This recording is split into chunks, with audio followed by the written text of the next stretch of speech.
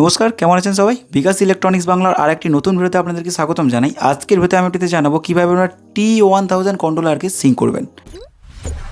বিকাশ electronics synchronise অর্থাৎ কি, একটা কন্ট্রোলারের সঙ্গে আর একটা কন্ট্রোলারকে মার্জ করা। এতে কি সুবিধা হয়ে থাকে, এফেক্টগুলো সমান স্পিডে রান করবে।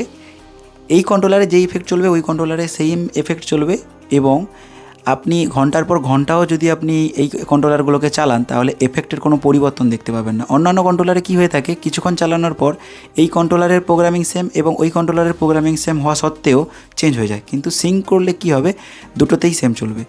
এবং আরও একটা যেটা হয়ে থাকে সেটা হচ্ছে বড় বড় ফিল্ডে অনেক সময় কি হয়, একটা বড় নাম্বারের এলইডি আপনাদের ইউজ করতে হয়। তো যেখানে এটাতে চলে হয়তো সিরিজে আপনি 40টা চেন চালাতে পারবেন, সেখানে বলছে আপনাকে 100টা চেন চালাতে হবে অথবা 80টা চেন চালাতে হবে, তার জন্য দুটো কন্ট্রোলার ইউজ করতে হবে।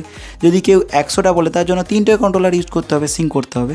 তো তখন আপনারা সিঙ্ক করতে পারেন। এই সিঙ্ক একমাত্র প্রসেস যে সমস্ত বড় বড় ফিল্ড রয়েছে সেই সমস্ত ফিল্ডগুলোতে আপনারা কন্ট্রোল করতে পারবেন এই সিঙ্ক্রোনাইজ করে। তো এর প্রসেস কী রয়েছে সেটা আমি আপনাদের জানাই। এর জন্য প্রথমে আপনাকে কী করে নিতে হবে, T1000 যেটা কন্ট্রোলার রয়েছে সেই কন্ট্রোলারের মধ্যে আপনাকে দেখতে হবে আপনার কন্ট্রোলারে ইনপুট এবং আউটপুট এই অপশানটি রয়েছে কিনা। অনেক কন্ট্রোলারে কিন্তু ইনপুট আউটপুট অপশান থাকে না, অনলি ইন আউট থাকে। তো যেগুলো একটু কম দামের হয়, কম প্রাইস দিয়ে আপনারা নেবেন, সেইগুলোতে সাধারণত এই ব্যাপারটা ঘটে থাকে। কিন্তু যদি আপনারা সঠিক প্রাইস এবং সঠিক দোকানদার থেকে নেন তাহলে আপনাদের কন্ট্রোলারে ইনপুট এবং আউটপুট দুটোই কিন্তু আপনারা দেখতে পাবেন। আমাদের কাছ থেকে যদি নেন ইনপুট আউটপুট দুটোই অপশান রয়েছে, আপনারা চাইলে কিন্তু আমাদের কাছ থেকে অর্ডার করে নিতে পারেন, যেটা আপনার বাড়িতে প্রোডাক্ট পৌঁছে যাবে। এরপর 1 নম্বর কন্ট্রোলার যদি আপনি এটা ধরে থাকেন তাহলে এর যে আউট রয়েছে না, আউট এবি বলে রয়েছে, এইখানে দেখবেন আউট এবি বলে রয়েছে, ওই আউট এবি থেকে দুটো তার বের করে 2 নম্বর যে কন্ট্রোলারটা রয়েছে ওই কন্ট্রোলারের ইনে যাবে, ইনে এবিতে যাবে। ওকে, এর এবি থেকে যেই দুটো তার নিয়ে এসেছেন এর এবিতে কানেক্ট হবে।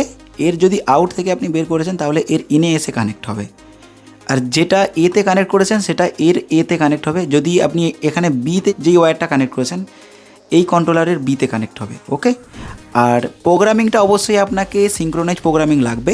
তার জন্য আপনি যেখানে প্রোগ্রামিং বানাবেন সেখানে আপনি বলতে পারেন প্রোগ্রামিংটা আমার সিঙ্ক্রোনাইজ লাগবে, আমি এইরকমভাবে ইউজ করব, তাহলে প্রোগ্রামিং সেইভাবে ওরা লোড করে দেবে। দুটো ফাইল দেবে, 1 নম্বর কন্ট্রোলারের জন্য একটি দেবে এবং 2 নম্বর কন্ট্রোলারের জন্য আরেকটি দেবে, যেটা আপনাকে দেখে ভরতে হবে। কিন্তু এটা যদি আপনি 1 নম্বরেরটা 2 নম্বর, 2 নম্বরেরটা 1 নম্বর করেন তাহলে আপনার সিঙ্ক্রোনাইজটা হবে না সঠিকভাবে। ওকে, তো আমরা প্রোগ্রামিংও বানিয়ে থাকি, যদি আপনারা প্রোগ্রামিং নিতে চান তাহলে অবশ্যই আমাদের সঙ্গে কন্ট্যাক্ট করতে পারেন। এখন আমি আপনাদের লাইভ দেখাবো যে কীভাবে আপনারা T1000 কন্ট্রোলারকে সিঙ্ক করবেন। এখন দেখুন আমি এখানে কানেকশান করে নিয়েছি, এখানে রয়েছে আমার 1 নম্বর কন্ট্রোলার আর এখানে রয়েছে 2 নম্বর কন্ট্রোলার। এই 1 নম্বর কন্ট্রোলারের থেকে দেখুন আমি 1 নম্বর যে কন্ট্রোলারটি রয়েছে 1 নম্বর কন্ট্রোলারের এ এবং বি যেটা হচ্ছে আউট করছে, এর কাছ থেকে তার নিয়ে এসে এর আউটের তার বের করে আমি কি করেছি 2 নম্বর কন্ট্রোলারের ইনে দিয়েছি, ইনের এ বিতে দিয়েছি। এর যেই ওয়্যারটা ইউজ করেছেন সেই ওয়্যারটা কিন্তু আপনাকে এখানেও দিতে হবে। ওকে, আমি দেখুন এখানে এতে রেড ইউজ করেছি, তো তার জন্য এর ইনে এসে রেড আমি কানেক্ট করেছি। এখানে গ্রিন ইউজ করা হয়েছে বিতে, তার জন্য এখানে বিতে আমি গ্রিন দিয়েছি। এরপর দেখুন এখানে কন্ট্রোলারে যে মেমোরি কার্ডটা দেওয়া রয়েছে, এই দুটো যে মেমোরি কার্ডের মধ্যে কিন্তু আমি প্রোগ্রামিং অলরেডি আগে থেকে লোড করে নিয়েছি, যেটার জন্য আপনাকে স্পেশালি প্রোগ্রাম বানাতে হবে, সিঙ্ক্রোনাইজ প্রোগ্রাম, যেটা আমরা বানিয়ে থাকি, আগেও বলেছি। আপনারা যদি নিতে চান অবশ্যই আমাদের সঙ্গে কন্ট্যাক্ট করে নিতে পারেন। এখানে 1 নম্বর কন্ট্রোলারে 1 নম্বর প্রোগ্রামিং দিতে হবে, 2 নম্বর কন্ট্রোলারে 2 নম্বর প্রোগ্রামিংটা লোড করতে হবে, করার পর আপনাকে পাওয়ার দিতে হবে। এরপর দেখুন ডেটা যেটা আপনারা নিয়ে থাকি, ডেটা কিন্তু সবার আলাদা হয়ে যাবে। ডেটা আপনি যেভাবে নিয়ে থাকেন এর ডেটা আলাদা একটা ম্যাট্রিক্স আমি কানেক্ট করেছি, আর এই ডেটা আলাদা একটা ম্যাট্রিক্সে আমি কানেক্ট করেছি। এরপর আমি পাওয়ারটা দিচ্ছি।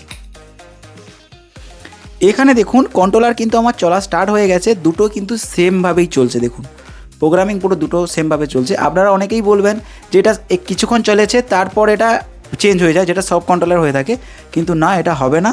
এর জন্য এখানে দেখুন সিঙ্ক বলে লেখা রয়েছে, দেখুন এখানে এই লাইটটা ব্লিঙ্ক করছে, এই যে সেকেন্ড কন্ট্রোলারের লাইটটা অল টাইম ব্লিঙ্ক করবে। এই লাইটটা যখন ব্লিঙ্ক করছে তখন আপনাদের ধরে নিতে হবে যে এটা সিঙ্ক্রোনাইজ হয়ে গেছে দুটো কন্ট্রোলার। এটা আপনি সারাদিন কেন 3-4 দিন চালিয়ে রাখলেও একইভাবে একই ডিজাইন চলবে, ঠিক আছে। এই যে সিঙ্কের যে অপশানটা আমি এক্ষুনি যদি আপনাদের দেখাই বন্ধ হয়ে যাবে। এখানে দেখুন এটা চলবে, এটাও চলবে, কিন্তু সিঙ্কের লাইটটা বন্ধ হয়ে যাবে। দেখুন এই যে কানেকশান করে রেখেছি না দুটোর সঙ্গে দুটো, এটা কানেক্ট করে দিলে বন্ধ হয়ে যাবে। দেখাচ্ছি দেখুন, এই দেখুন সিঙ্কের লাইটটা বন্ধ হয়ে যাবে কিছুক্ষণের মধ্যে। এই দেখুন এই সিগন্যাল পাওয়া বন্ধ হয়ে গেছে, তো সিঙ্কের লাইটটা বন্ধ হয়ে গেছে। আমি যখন এই দুটো তার যখন এবিতে কানেক্ট করে দেবো, এই সকেটটা যখন লাগিয়ে দিচ্ছি দেখুন এই সিঙ্কেল লাইটটা এখানে জ্বলা স্টার্ট হয়ে গেছে। ঠিক এইভাবেই কিন্তু দুটো কন্ট্রোলারকে আপনারা সিঙ্ক করতে পারবেন।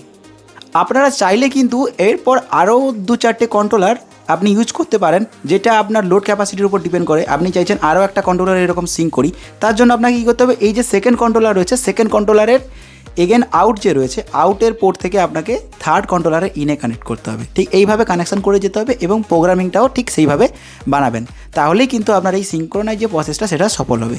ভিডিও যদি ভালো লেগে থাকে বন্ধুদের সঙ্গে শেয়ার করবেন। আমার চ্যানেলটি খুবই ছোটো, তাই রিকোয়েস্ট করবো অবশ্যই চ্যানেলটিকে সাবস্ক্রাইব করবেন। দেখা হবে অন্য একটা ভিডিওতে। সবাই ভালো থাকবেন, নমস্কার।